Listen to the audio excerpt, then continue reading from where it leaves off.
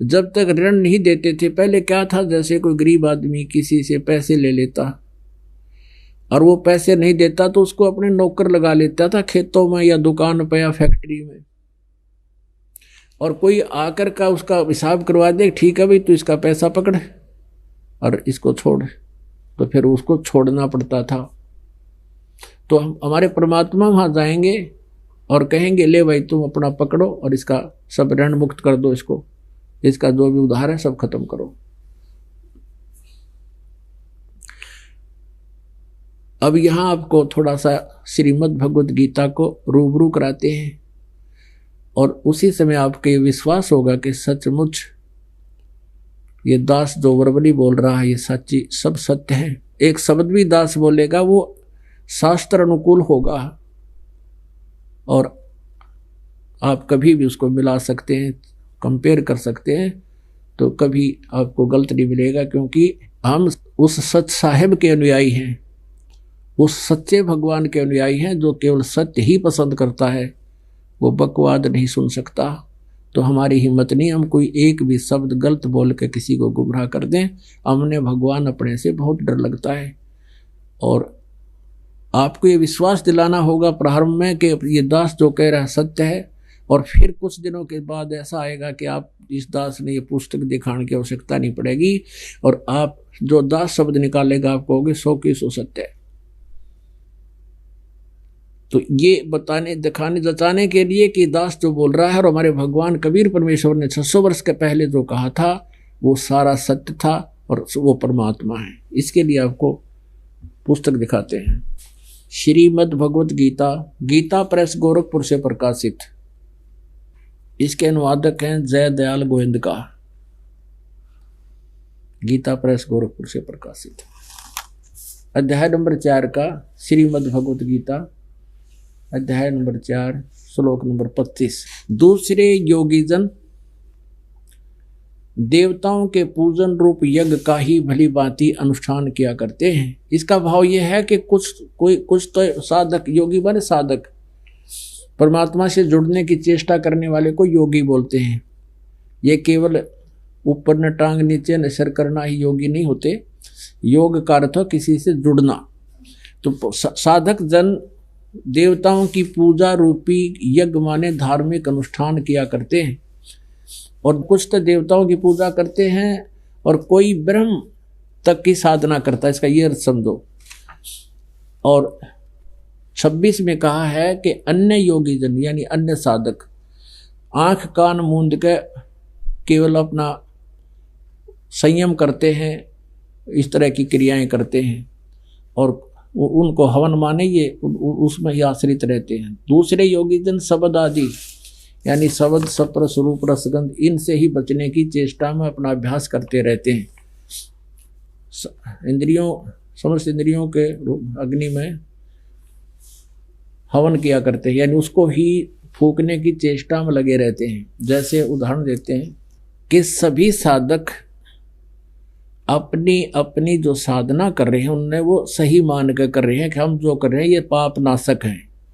जैसे इसका अर्थ है कि कोई शब्द आदि समस्त विषयों को इंद्रिय रूप अग्नियों में हवन किया करते हैं। आगे 27 में फिर कहा है कि दूसरे योगीजन इंद्रियों की संपूर्ण क्रियाओं को और प्राणों की समस्त क्रियाओं को आत्म संयम योग रूपी अग्नि में हवन किया करते। यानी भाव ये है कहने का कि कुछ साधक ये सोचते हैं कि जब तक हम विकार रहित नहीं होंगे तो हम मोक्ष नहीं प्राप्त कर सकते, तो विकार रहित होने के लिए ही बहुत से प्रयत्न करते हैं, अपने कहते उस जीवन को उसी में हवन में उस आग में झोंक देते हैं। जैसे एक श्रृंगी ऋषि थे, उन्होंने यही क्रियाएं की थी और उसने वन में काफी वर्षों तक वन में बैठकर एकांत में साधनाएं की और संयम करने के लिए कि जब तक हम अन्न खाते हैं तो हमारे अंदर विषय वासनाएं जागती हैं।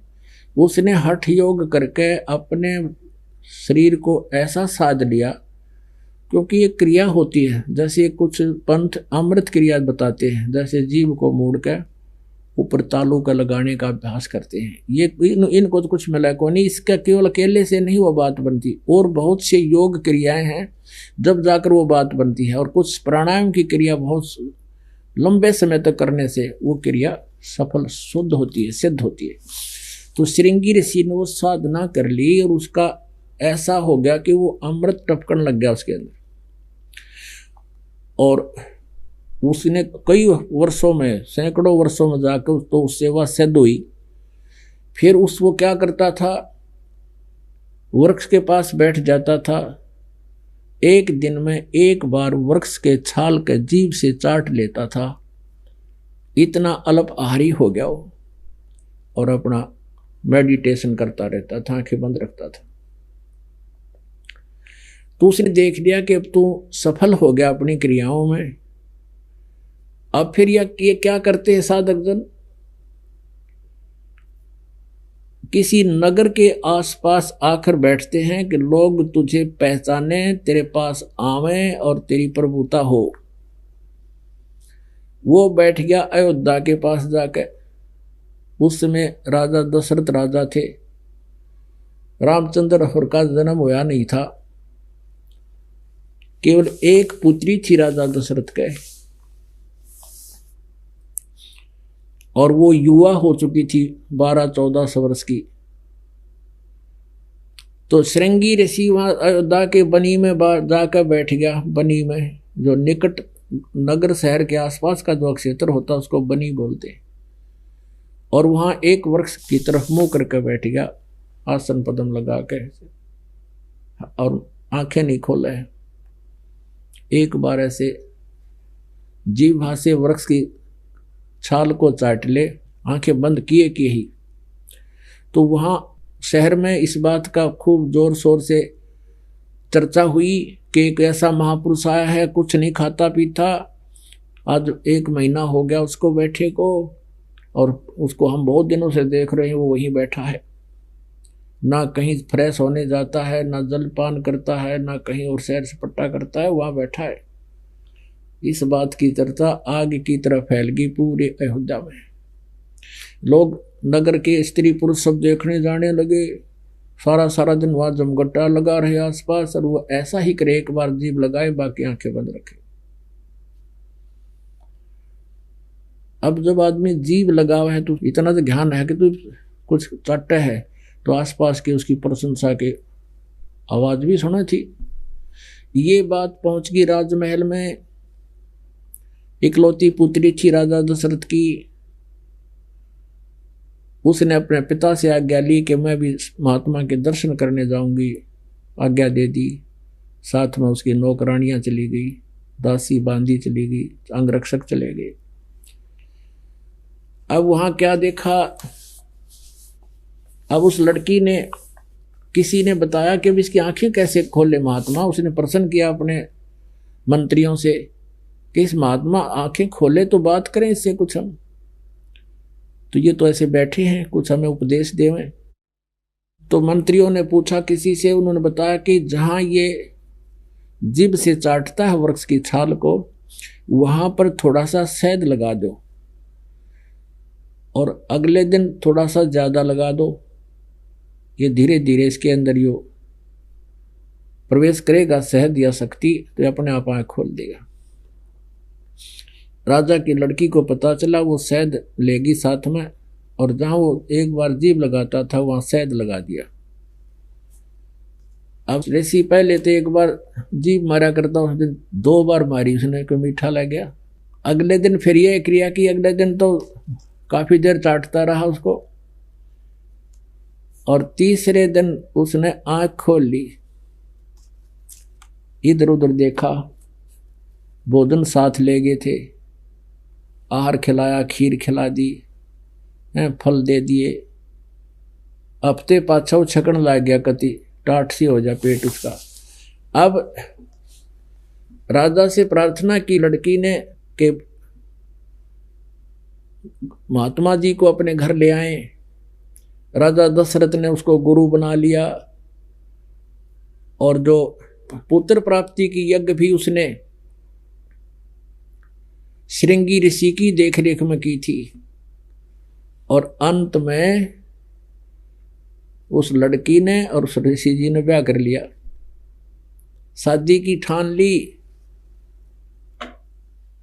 राजा दशरथ क्षत्रिय, वो ब्राह्मण, ब्याह नहीं हो सके तो फिर उसका कोई और जुगाड़ जोड़ा, किसी और ऋषि ने, ब्राह्मण ने वह गोद ले ली, फिर उनका विवाह करके वो फिर चले गए।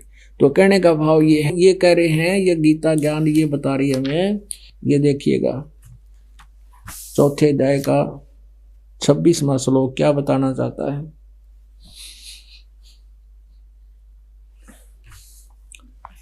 ये चौथे अध्याय का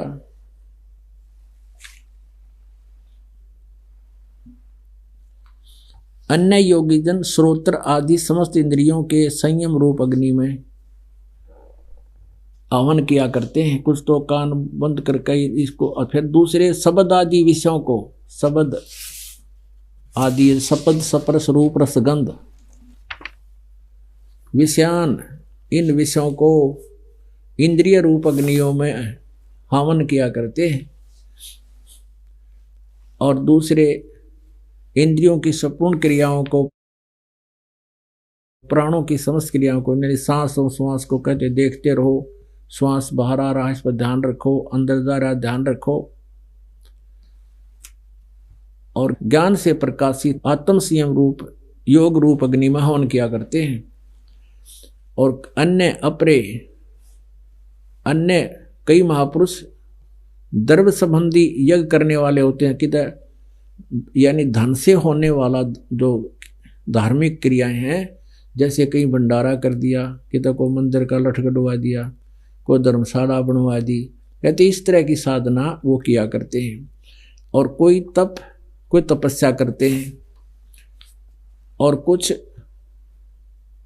योग रूप, ओनली योग रूप हम करने वाले होते हैं, यानी आसन उसन क्रियाएं करते हैं, वो करते हैं। और अन्य कितने ही वो करते हैं नीचे, और कितने ही महात्मा, कितने ही हिंसा आदि तीक्ष्ण व्रतों से यत्नशील पुरुष स्वाध्याय रूप ज्ञान यज्ञ करने वाले होते हैं। अब ये बताया कि कुछ तो ऐसे जैसे मुंह पर पट्टी बांध रही, नंगे पैरों घूमना, अहिंसावादी तीक्ष्ण व्रत यानी कठोर व्रत। और यत्नशील पुरुष कुछ स्वाध्याय करते हैं, जैसे गीता जी का एक अध्याय रोज पढ़ लिया, और कोई और अन्य धार्मिक ग्रंथ पढ़ लिए, ऐसे ही करते हैं। 29-30 में कहा है, दूसरे साधक अपान वायु में प्राण वायु को, ये प्राणायाम आदि क्रिया करते रहते हैं, और दूसरे प्राण वायु का अपान वायु में यानी उल्टी सुल्टी अंदर वायु को नाभि से यानी कंठकमल तक घुमाते हैं। और अन्य कितने ही नियमित आहार करने वाले होते हैं, अल्पाहारी जैसे। और प्राणायाम प्रयाण पुरुष प्राण और अपान की गति को रोक कर प्राणों को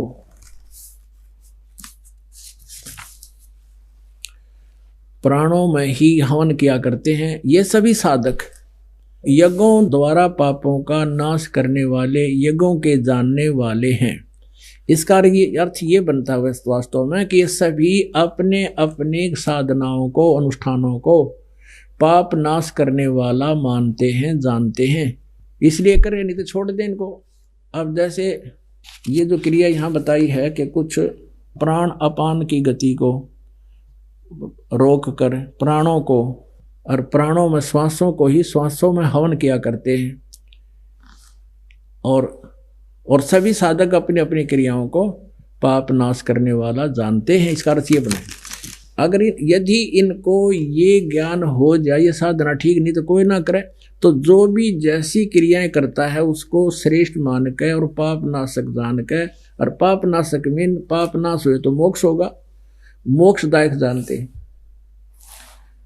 अब जैसे प्राणायाम जो क्रियाएं हैं सांस रोकने की, इन सीख के ये क्या ना, बेटा उसने एक बग्गी रोक दी, 4 घोड़े जुड़ रहे थे उसमें, बग्गी रोक दी, योगी था। एक नो का बेटा कार ने रोक दी है, नो कार रोक दी उसने। तो ये भगवान पाण के ये तो बाजीगरा के काम है, ये कोई रास्ता है? हम इन देख प्रसन्न हो जाया करते ये बड़े योगी पुरुष है कि तो गिरडी और छाती में पत्थर फोड़ेगा, ये कोई तो कोया, ये तो बकवास है सारी। भक्ति पाने के लिए वो रास्ता मार्ग नाराह दो सदग्रंथ बताते हैं। अब इसमें क्या बताया है, अब चौथे जाएंगे 32वें श्लोक में कहा कि इस प्रकार की जो अब आपने पढ़ी 25 से लेकर 30 तक, 31 में बताया है कि जो साधना करते हैं, जो जैसी भक्ति करता है उसको वो फल मिलता है, और जो परम अक्षर ब्रह्म की सत साधना करता है तो वो पूर्ण सभी कर्मों से मुक्ति पाता है, और जो साधना योग अनुष्ठान नहीं करता वो यहाँ भी दुखी और आगे भी दुखी।